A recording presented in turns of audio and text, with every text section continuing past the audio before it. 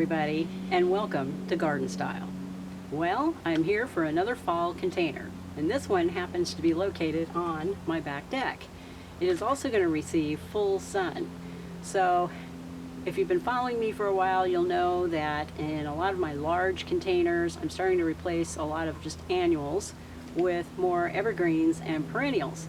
That way it cuts down on the amount of work time that I have during the spring and the fall. So today I am working with a very large glazed container. This is something that can sit outside all winter long and it'll be fine. This is probably a 19 to 20 inch pot from side to side. It's pretty good size. And in the middle here I've already planted a Hinoki cypress. These are fabulous little shrubs. I love them because not only do they just not grow super fast, this happens to be a little bit slower grower, but they all have like a sculptural kind of look to them. And this particular one has almost like feathery type shapes to their branches, and it has a special name to it. It's called a fern spray gold. So it comes up when some of its new growth here gets this beautiful like light green to it, and it'll actually get a goldish hue to it during the fall as the temperatures start to drop. And I chose this one because I knew I could keep it in the pot for about 3 or 4 years until it just gets too big, and then I can finally dig it out. So I am good to go for about 3 or 4 years keeping this in this pot. So here on the deck I'm kind of in a corner here, so you're going to see primarily the front 3 sides. So I planted it towards the back of the container, and then I have some other exciting plants I want to introduce to you that will be going around the front. So for a Hinoki cypress, or a Camellia cypress is the family that it actually comes from, this is a fern spray gold, and this guy is hardy down to minus 20 degrees, so he'll be fine during the winter time. They will eventually get about 8 feet high, so no worries there. I have an acre and a half here where I can find a home for this guy in about 3 or 4 years down the road. But for now, he's going to take up a home here in this pot and cut down on my workload. So I have some other plants here. All of these that I'm working with today are all perennials. These are things I can keep in the pot and move them later if I want to. But the primary idea is to cut down on the amount of maintenance that I have to do for these pots. So I chose a pretty good sized specimen here. I chose grass, which are naturals during the fall, for a fall container. And this is a carex grass. And this particular variety is called an orange sedge, and it's just beautiful. It's got kind of an orangey, bronzy look to the leaves. It'll also help to soften the edges, as that's kind of sort of right where it's going. And of course it'll be lower into the pot once I get it planted in there, and it'll drape over the edges and create just a real soft feel. They don't get any fancy plumes or anything on them. I got them just because of the color in his leaves. And this is something I can also keep in the container throughout the summer, and then maybe add some flowery type annuals, that sort of thing, during the spring and summertime. But fell in love with these when I found them, and here you go. He's going to find a home. So this particular carex is good to minus 20 degrees. Same type of hardiness as this guy. I can also divide him later if I want to. He's already a pretty good sized grass, so if I want to next year I can always pop him out of here, divide him, and put him someplace else in the yard. But that's why I chose him, was primarily for the color in the grass itself.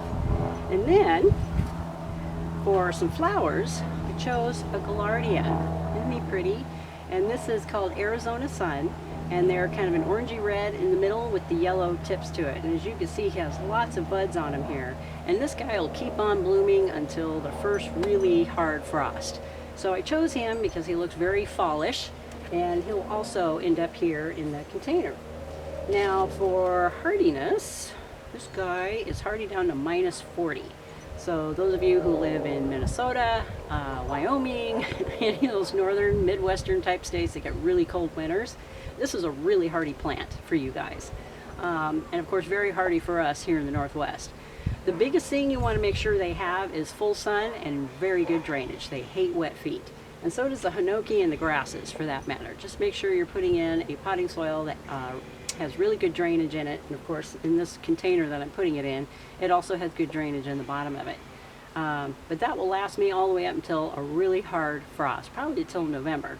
and will just keep blooming as long as I keep deadheading them. So that is Gaillardia Arizona Sun that will be going in there.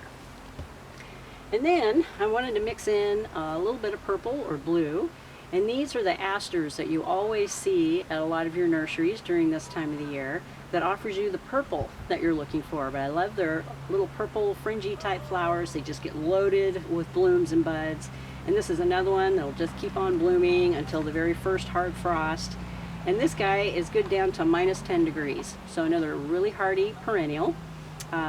Especially for those of us here in the Northwest, it's a rare event we get below 15 degrees. So when I say hardy, I mean primarily for our area here in the Northwest. I always encourage you guys to look up your zone and your particular area and see just how cold it gets. And that's usually what I go by when I talk about hardiness, is how cold it's going to get.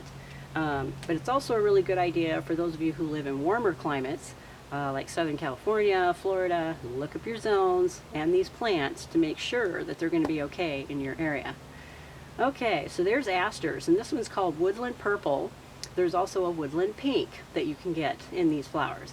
But I liked it because it went really well with the Arizona Sun and of course the grasses that are sitting here next to it to add a little more color to the container. And then last but not least, I chose a trailer.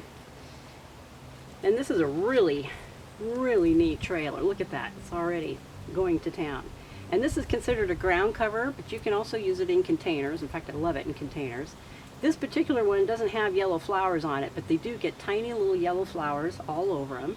It kind of has a bronzy purple leaf to it, small leaf, and this will go crazy in this container and help to trail over the edge as well. And the name of this guy is called Persian Chocolate. It's a Lysimachia, and they're kind of tough to find in nurseries, but honestly they're becoming more and more popular, and you're starting to see more of them starting to carry this particular ground cover. And this guy is also hardy, down to minus 10 degrees. It'll get maybe 2 to 4 inches high, but its spread can be up to 3 feet. So as you can see, it's already starting to go nuts. And it'll look fantastic as a contrast with all the rest of the flowers that I'm putting in here. Okay, and of course later on I can always pop them out, put them in the yard if I want to, but I really like these in containers, and I see buds on them right now, so I will see some more yellow flowers in it, which will help to carry some of the yellow over from the Gaillardia that I have sitting down here. Alright you guys, I am going to zip you through another quick video as to how I put all this together, and then I'll show you the end results as soon as I'm finished. So here we go.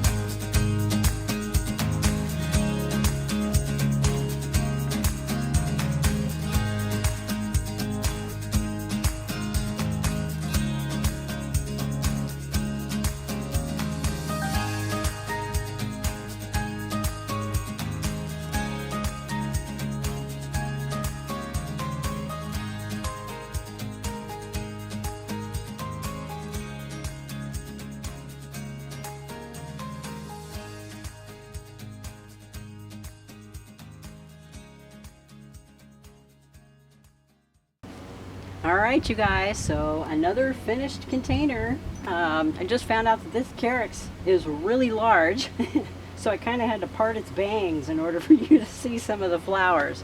But no worries, these will actually get taller. They actually get about 24 inches high, so they'll end up coming out and above the carex here probably in the next 2 to 3 weeks. Same with the Arizona Sun, the Gaillardia there.